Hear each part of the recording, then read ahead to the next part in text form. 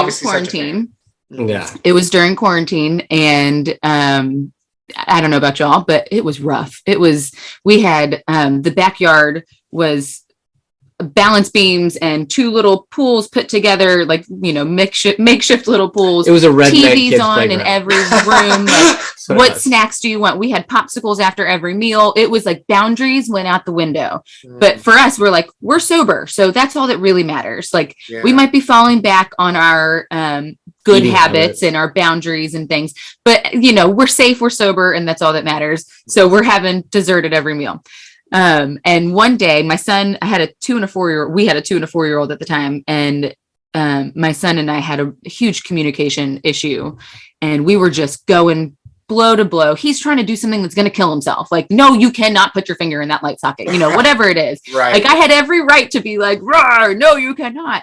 But I had this like moment with him where he's looking me dead in the eyes. Like, why do you not see me? Like, how do you not see that I'm struggling? How can you not see me right now? And I had this moment of like, oh my God, I'm the problem. And, we all end up taking naps at some point in the afternoon. And I woke up, I sometimes get these crazy dreams, but I woke up with a poem on my heart, and I just had to get it out. And I started writing, and I spent most of quarantine writing. It was the first time that I could really dive into my writing, because I work all the time and I'm exhausted when I get home.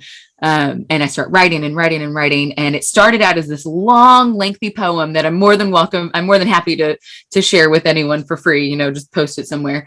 But it was this long, lengthy poem about how mommy's trying, and I'm sorry, and I'm this and I'm that. And then I tried reading it to my kids. Like, I was trying to like get them to understand where I'm coming from, and it fell flat every time. That's literally what Tatum did. He was like, this is not fun. It's beautiful, but it was not for kids. Yeah. And so like a year later, I can't even remember how much time had gone by, I get the like passion back for it, and I'm like, okay, let's revisit this project that I started in quarantine. And I had another idea, and I took the thought process of the first poem and I put it in as simple as terms as my children can understand it. And that's where my little children's book, I See You, I Hear You, I Love You, was birthed. And it became a tool almost instantly after tantrums. The second a tantrum would start, my 3-year-old still was like, my book. Like, she wants to be validated in that moment for feeling her big feelings. And I want to give that to her. We'll sit on the floor, she'll grab it, and we'll, by the end of it, we're breathing together. And I went on a journey. You don't even remember what you were arguing about. Right. Well, yeah. And the whole purpose is to regulate the nervous system. Right. Our nervous systems get downloaded from our parents. Like, whoever your caregiver is downloads their nervous system. So you're stuck with that until you realize, oh, hey, I actually have control over this. And so I think a lot of us are walking around with dysregulated nervous systems, which is why we're all drinking and drugging to just kind of regulate.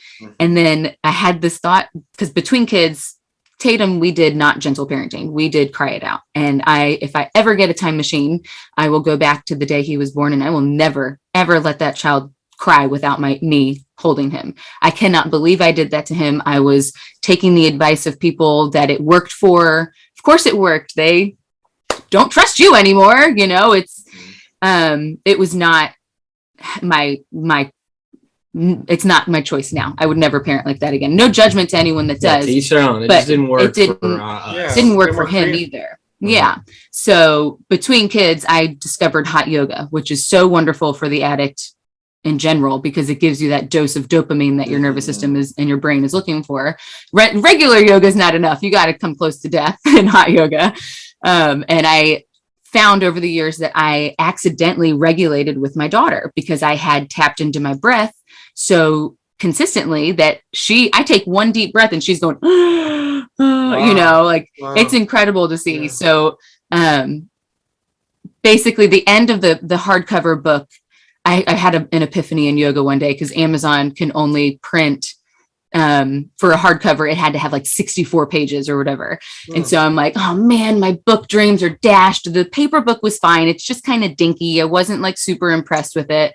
And I have this thought in yoga. I'm like, oh my God, why don't I do a breathwork tutorial? Because, if people don't go to yoga, they don't know what breathwork is. They don't know what all this is. And so it's kind of like a Trojan horse for your nervous system, because the kids like to count. The kids, every single time the kids are going 1, 2, 3. So that makes the parent do the inhaling. And so as the parent inhales, next thing you know, the kid can co-regulate.